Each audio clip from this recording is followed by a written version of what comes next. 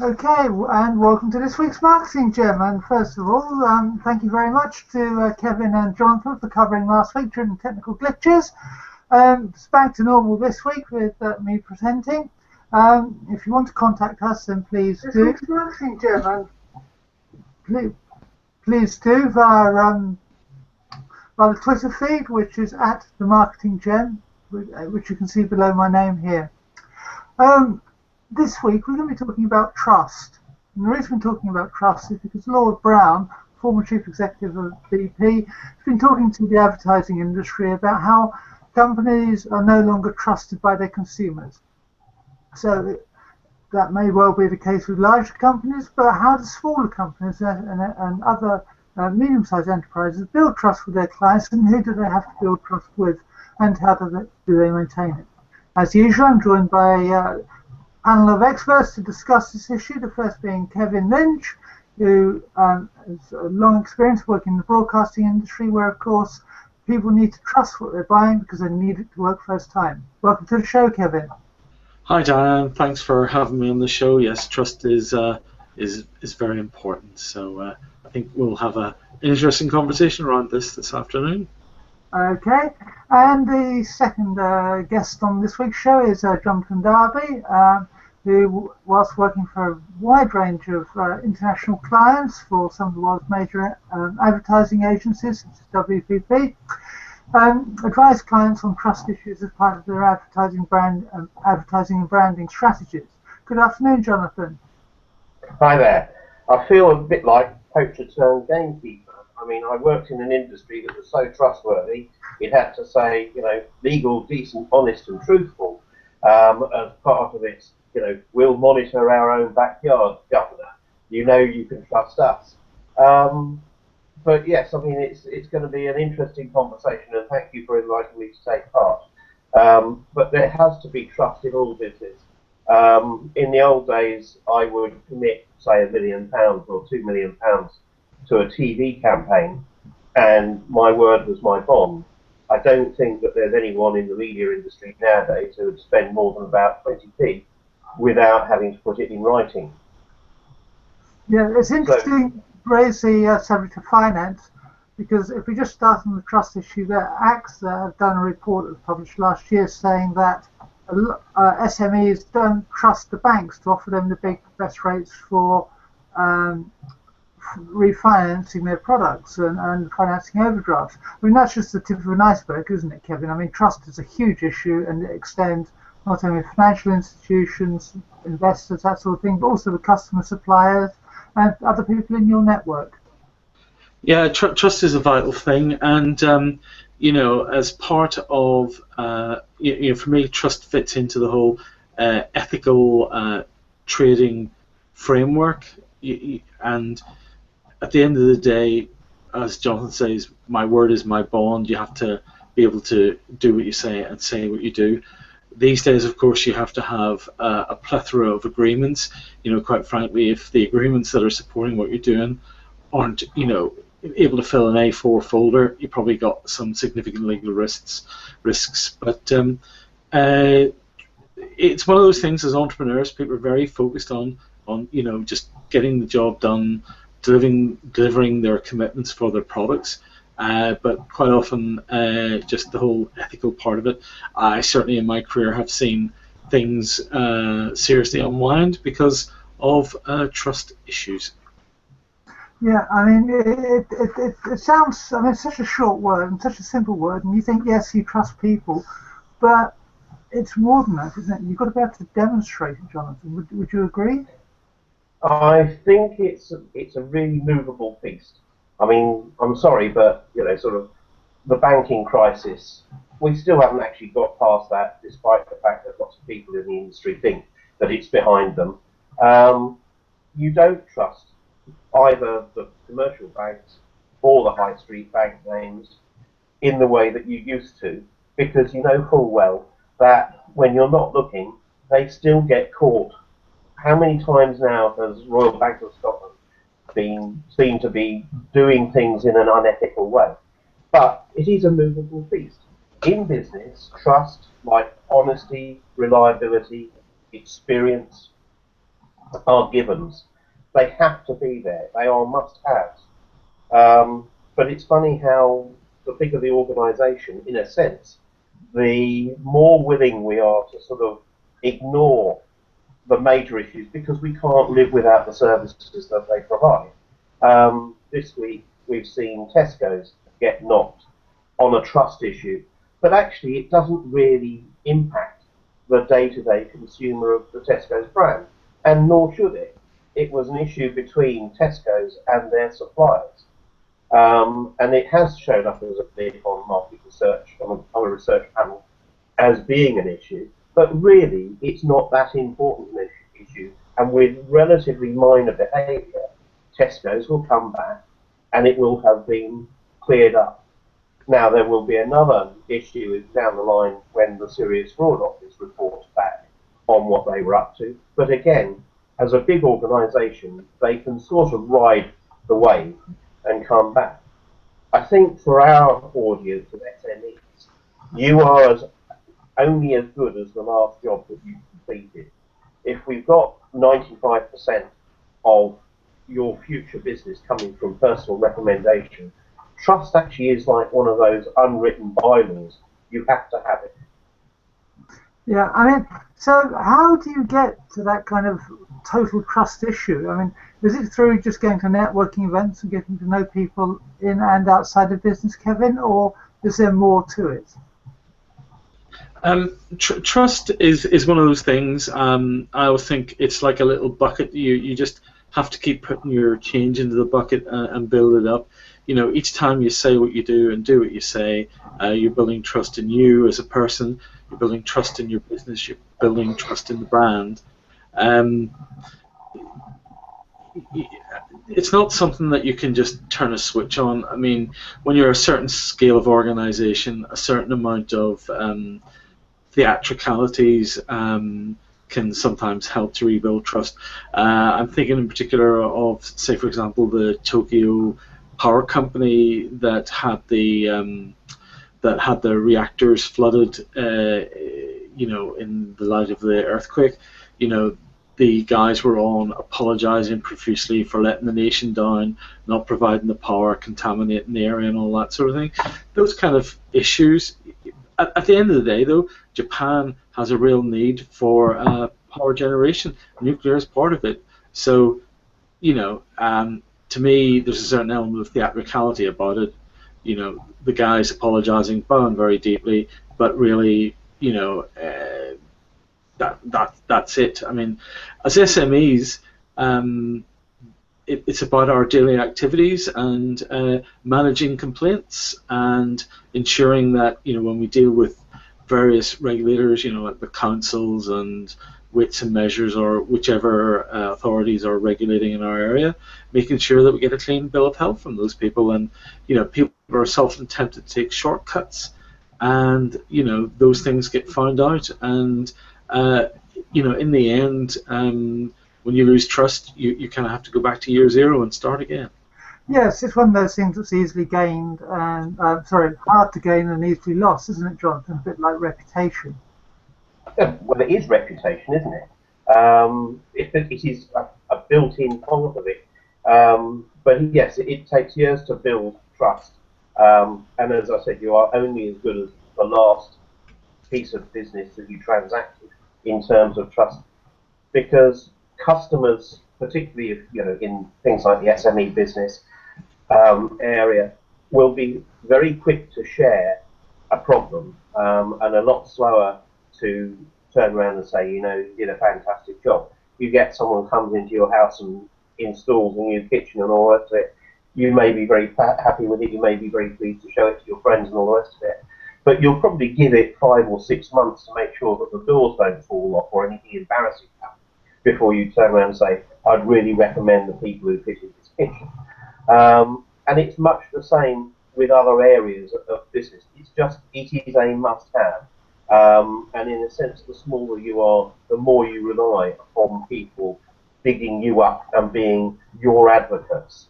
You get to a certain size where having to change your supplier is such a nuisance, or it creates its own inertia, and customers are less likely to go and say, right, I'm going to move my bank account out of so-and-so because I've then got to unravel all sorts of stuff.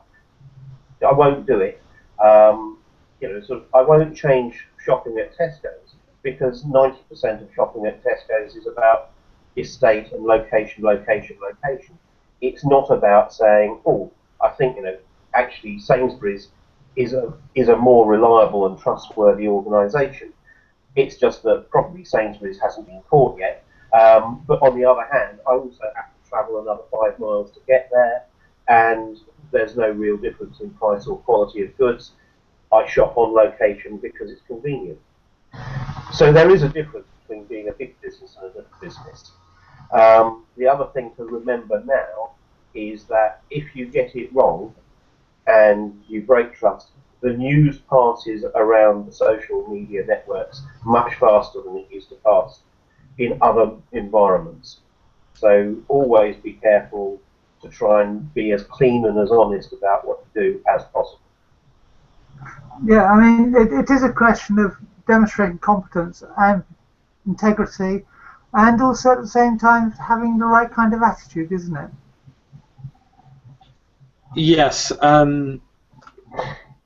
It's about the empathy that you show for the users of your products and services. That's really what it is. I mean, trust is just part of this jigsaw of building the brand that we talk about, and building the reputation and managing it. And from a technology point of view, again, you need to be doing that 360-degree sweep. Watching what people are saying about your organization on social media and various media outlets that are pertinent to your industry sector. Yeah. So, I mean, Jonathan, what would you say is the role of, for SMEs, how important would you say the role of referral through, say, network marketing or mutual contact, mutual third-party contacts and everything, is in establishing trust in those early days for an SME? I think it's vital. And I think you have to get out and make sure that every job you do, that you get some kind of feedback and you didn't demonstrate empathy with your customers' issues and you answer them. I think Kevin a few weeks ago said that you should spend half an hour every day or every week monitoring what's going on the social networks. And if someone comes up and starts saying they don't like something that you did, then get onto it immediately. I think Catherine a few weeks ago said that she had twittered how good the meal was in the restaurant, and almost immediately someone came over with a bottle of champagne and said thank you. It's being aware of what's going around you. It's using what could be a negative tool, the social networks, as a positive tool as part of your marketing. It's also remembering at all times to leverage the best you can out of your customers. If you've gone into their business and you've done a good job for them and they've been really satisfied, get them to write a letter to you saying thank you very much, or get them to record a short video that you might want to be, or they might want you to put up on a social media site to say what an amazing job you did for them. Play to your strengths, but also play to the strengths of the people who are advocating. And make use of it. It's not expensive. No, and as you say, actually making a video sounds very complicated, but of course we can all do it now with smartphones. We can make a video then and there, can't we? Yeah. Kevin's better at this than me. Yes. Yeah. Yeah. You can exploit technology to help build your trust, can't you, Kevin? Yeah, and one tip that I would give from this sector is, if people are fairly social media savvy, you can just ask them to do it themselves. Something, set up their camera and just do it. I mean, that's the easiest way. It saves you having to drive around 10, 15 different locations just to get a video. Just ask them to record a little message, and then collect the footage. You can edit it together into something quite impressive. Bit of a showreel, really, for your product. Yeah, because I mean, there are lots of sort of shareware or freeware products available, or Android-based devices available where there's no charge for these sorts of editing softwares, and they are quite easy to edit, aren't they? So I mean, what I'm saying is that technology is not necessarily a barrier to help you communicate and build trust that it perhaps used to be even 5 or 10 years ago. Oh, it's definitely with the entrepreneur to make it part of what they do is to systematize that stuff.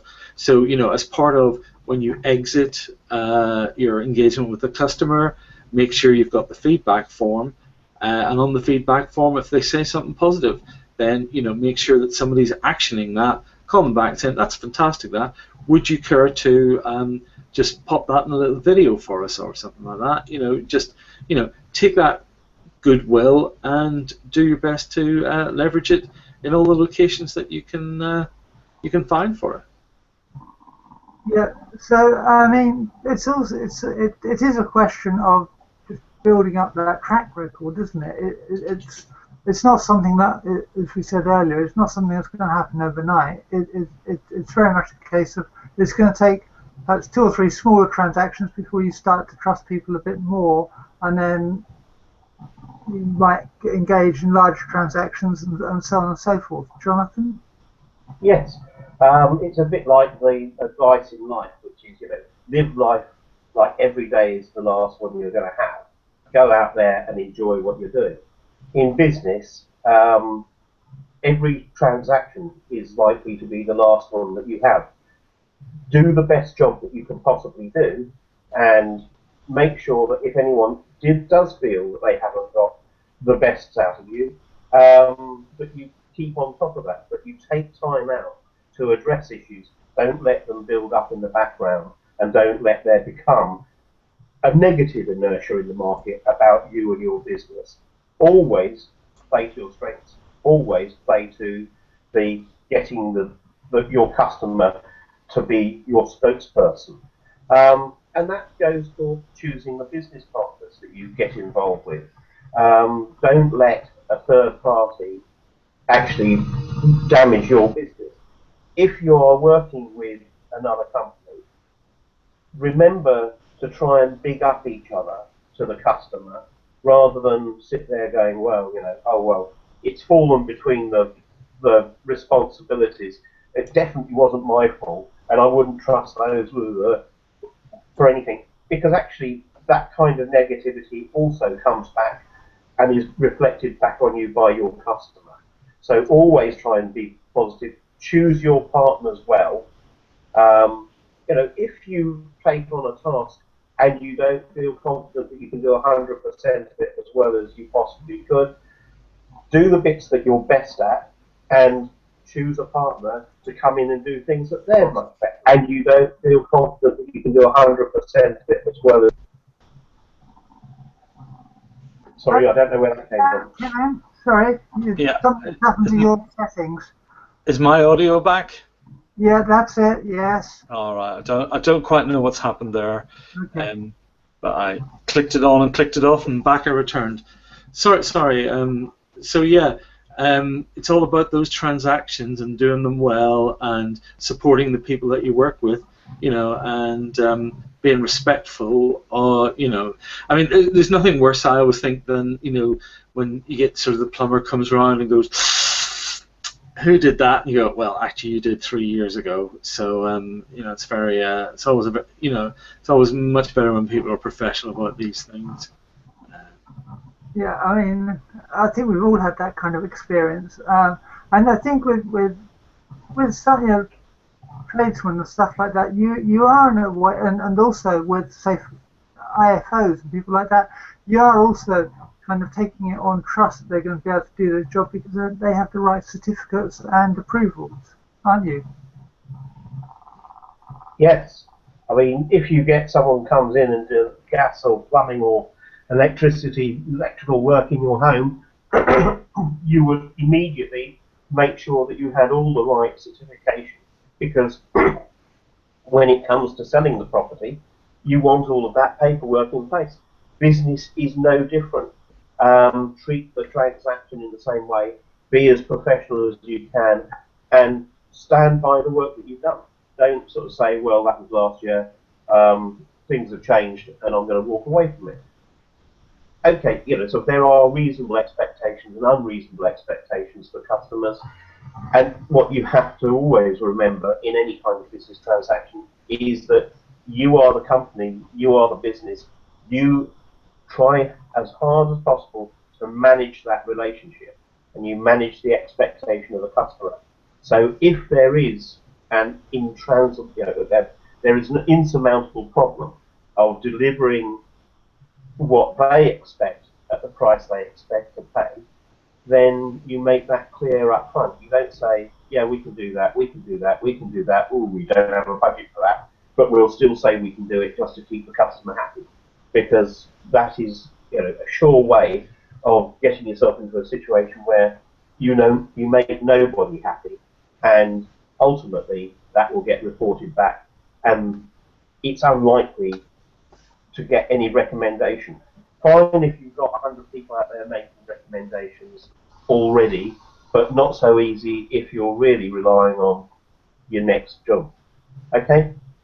Okay. So very briefly then, before we come on to the kind of tip of the week and stuff like that, Kevin, the role of regulation in this industry, in any industry, it's a kind of base ground for getting work right and everything, but it doesn't necessarily mean that that person is reputable, or that tradesman or that business is reputable, does it?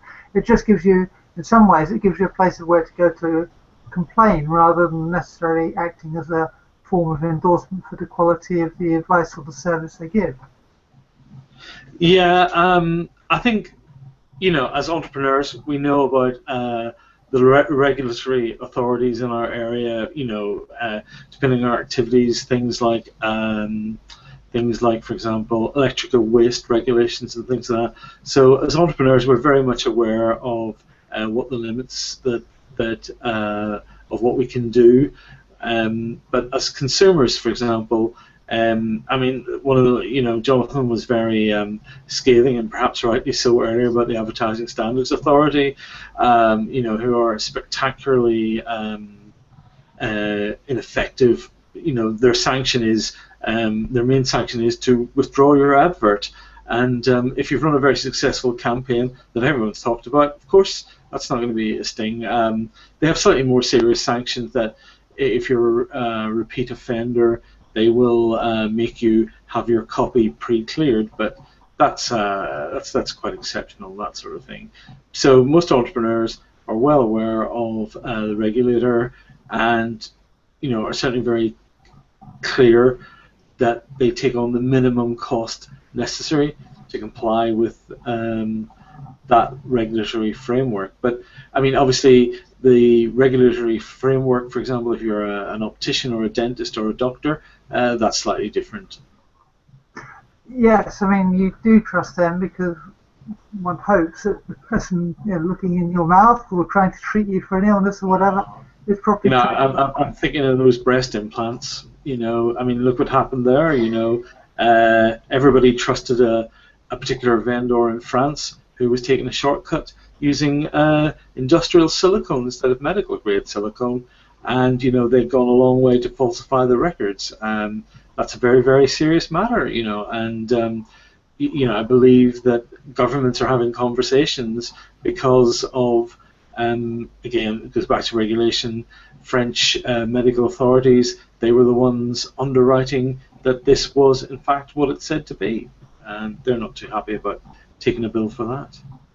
No, it is a question of, you expect people to act within the law, and that was clearly outside the law, and that's perhaps an extreme example. But for most SMEs, it is very much a case of you building up the trust over time, isn't it? And because they've got that kind of track record, the assumption is that you can trust them because they're working within the law and within their regulatory bodies' rules and regulations. Would you agree, Jonathan?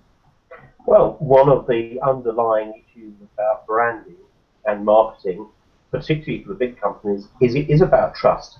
If it's got the Coke emblem on it, Coca-Cola, you know that that product will be consistent anywhere you drink it in the world. Might not be terribly good for you, but it will be that consistent product.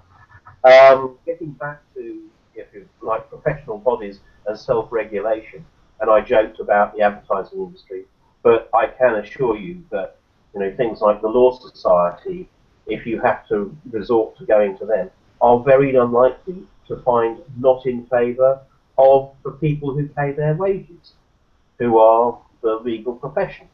So, any kind of self-regulatory body, regardless of how hard they plead their case, is unlikely to find against the body that they represent.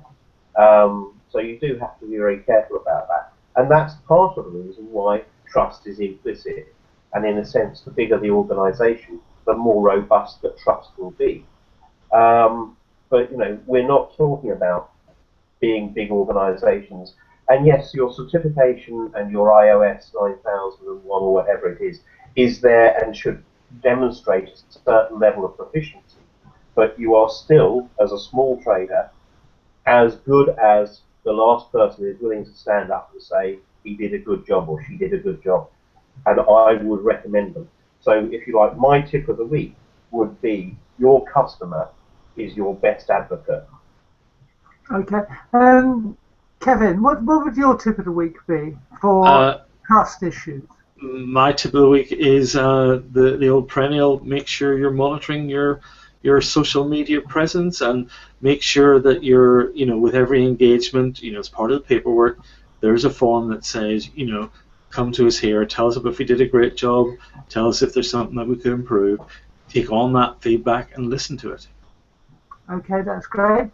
Everyone is watching, or you're watching The Marketing Gem, which is a program sponsored by Link for Growth TV. You can get in touch with us via Twitter on @TheMarketingGem. That's @TheMarketingGem. And in addition to a tip of the week about the subject that we've been talking about, each week I ask our panelists to offer their tip in more general marketing or branding or advertising terms. And this could be a topical tip, or it could be something they've seen from a long time ago that they keep seeing, or feel is of continuous benefit to them and everything, to companies, and it's something that companies should be doing all the time. So, Kevin, what would be your general tip of the week? My general tip of the week, I think this week my tip of the week is you're gonna have to come back to me, Diane. I've just run out of steam there. Okay, well, whilst Kevin's thinking, I'll ask Jonathan. Jonathan, your tip of the week, please. Okay, given that Valentine's Day is probably now the second most important sales opportunity of the year, so second to Christmas globally, what is it that you've done to do something special, make a special offer, if it's relevant to your business, for Valentine's Day? So, if you're a restaurant or a retailer, how are you going to mark this occasion and effectively exploit it for your profit and for the positive reputation of your brand? Yeah. Kevin, have you had time to think, or are you still lost in the roses? A little bit. I'll just say it's seeing as it's the third, probably a bit late for this year's Valentine's, so maybe next year's Valentine's in terms of getting your Valentine's offer ready. But I guess my thought of the week is, a couple of years ago we've been dealing with an economy where oil was coming in at $150 a barrel. Kind of staggered this week to see that it's currently trading at 27, and Goldman Sachs are predicting it to hit as low as $20 a year. So that's quite a significant shock to the economy. And certainly, if you're talking to suppliers, especially hauliers and stuff, they're very quick to add on supplements for when the price of fuel goes up. But maybe now is a good time to query them for rebates with the slide in the price of fuel. I think that's a very good comment. Also, though, be prepared in terms of your business, because, as you said, Goldman Sachs say the price of oil could go down as low as $20. There's also talk in the market that it could go up by the end of the year to $70 a barrel, which is probably a realistic price. I mean, a hell of a range, the value of commodity could go up 2.5 times in 12 months. So, sort of plan for a shock in the economy rather than be a passenger. Yes, my tip of the week is that actually now is the time that tax is out of the way. People are thinking about their financing for the next financial year starting in the beginning of April, just to make sure you do include enough budget to do the marketing and branding exercises that you wish to do. Because so often people say, oh, we want to do this, we want to do that, and they have no idea how much their idea is going to cost. So it might actually be worth speaking to the designer or consultant or something like that at this stage to get a rough idea as to how much it's going to cost for you to achieve an SME, the marketing aims that you want to achieve throughout, in the next financial year. So be that increased sales, increased revenue, increased margin. And on that point, I think it's time to say cheerio. And you've been watching the Marketing Gem. I'd like to thank you all for watching, and to say that we'll be back next week with a new topic and a new subject, and we look forward to seeing you then. If you want to get in touch with us between now and then please do via the Twitter feed, Twitter accounts that you can see there. So that's the Twitter feeds for those of us here on the show. And if you want to communicate with us collectively as a group, then you can via, as I said, via Twitter at the Marketing Gem. On that note, I say cheerio and bye-bye. Thank you very much for following us. And Thanks. yes, all feedback is gratefully accepted. Thanks, everyone, and tweet us at the Marketing Gem. Okay, well, we'll see you all next week. Bye-bye.